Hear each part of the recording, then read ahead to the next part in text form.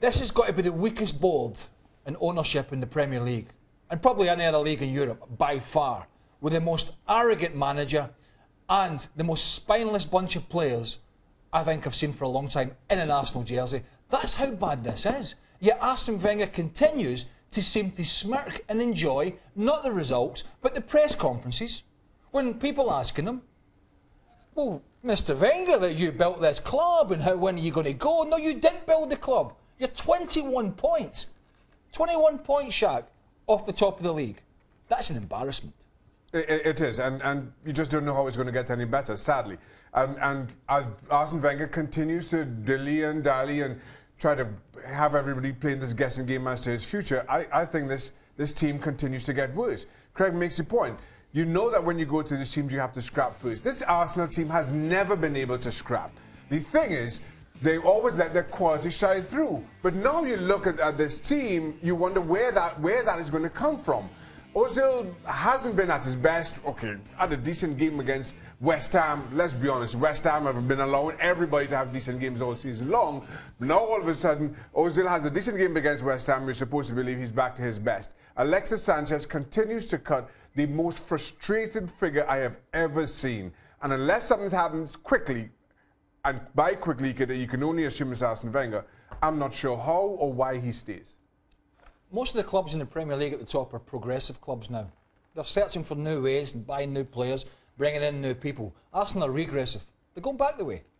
It's fact. 10-2, Bayern Munich. The last 4 games, just a little analogy of how it's been. And Wenger, again, one of his 75 quotes and excuses after the games was, well, Crystal Palace wanted it more than us. Well, how many times has he said that this season against weaker opposition? It's his job, Seb. It's his job in there to motivate the Mesut Ozils and the Sanchezes. And by the way, the 2 centre-halves today, Mustafi and Paulista, were like two babies who got bullied by Christian Benteke. I thought Crystal Palace were excellent. Arsenal were absolutely pathetic. Let's bring in our friend Paolo Bandini. He's a Arsenal season ticket holder, so this one maybe hits a little bit closer to home. Paolo, what did you take away from today's match?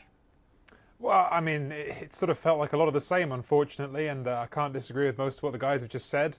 It feels like this is a cycle that isn't going to be broken until something changes at the top. I think the unfortunate thing is that the reality of the situation is that no one is taking control of the situation outside of Arsene Wenger. Arsene Wenger has been left with so much power at the club at this point that until one of Ivan Gazidis, who doesn't seem to be minded to do anything, until Stan Kroenke, who's the other person who could take control of the situation, until one of them makes an effort to step forward, actually say, okay, someone has to take control of this, it's not going to happen, because Arsene Wenger is effectively the sporting director. He's the manager. He has all of the power within the club, and right now he's the only person steering the ship. Paolo, I just want to ask you a quick question.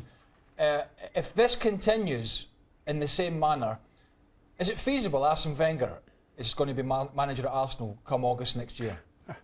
Well, like I said, this is the question that we have to ask. Who's going to take the decision away from him? Until someone makes it evident that they even want to make that decision, makes it evident that they sort of feel empowered to make that decision, because it seems like everyone's either waiting for, again, Kroenke as the owner to say, this is my team, and actually I'm realising that this is damaging to my team, or they're waiting for Ivan Gazidis, whose role it should be to take control of these situations, but never seems to be stepping forward, never seems to be putting himself in the position of even being present in these conversations.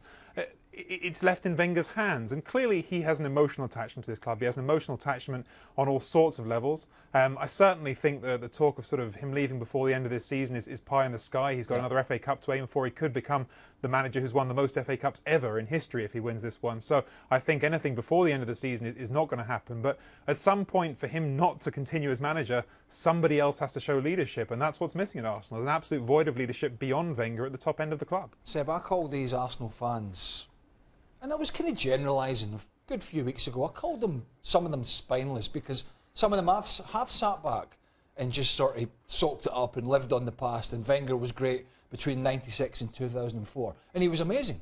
There's no doubt about that. But I really do feel now sorry for some of them, because it seems their voice has actually not been heard. And I think there's no greater way sometimes to make change than the person on the street. The public sometimes don't think they've got a voice, but they do. But I almost feel here that the arrogance and the financial business model that Arsenal running and are running are taking over from the actual spirit of what football is all about, and that is to succeed and to win and to progress and to try and aim for the top.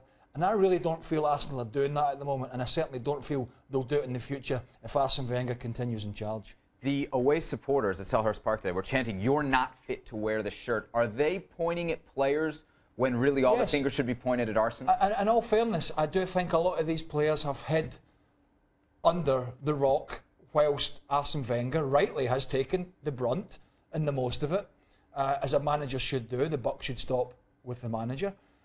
But let's be honest, these players, half of them, they've got no fight. They've got no battle. But is that on Wenger? Is that on Wenger for picking them? Is that on it? No, it is their fault. But Shaka, as a professional player, you've got to have pride in your own performance as well. Agreed. But at the same time, we can't put this on anybody else's plate. It's not as though half of this dressing room has allegiance to some other manager. Arsene Wenger has been there longer than some of them have even been born. So there's absolutely no excuse. There's no other person to look at as to why these players hide, or why do you sign players who hide, or why do you sign players who aren't willing to go into the bunkers with you, as these quite clearly are. And now, yes, I agree. There has to be a certain amount of professional pride which these players aren't showing. But if those players lack that backbone, again, that is down to Wenger. He's the one who signed them. He's the one who they've always played under. He's the only one who's been there. He's the only one who anybody can account to. But and I agree with that 100%. But as a player, let's be honest, those Arsenal players tonight, not everyone, because there'll be some who actually care. But most of them, and quite a lot of them, I think, will get on the bus, and that bus will leave. At 3-0, you saw a lot of walking.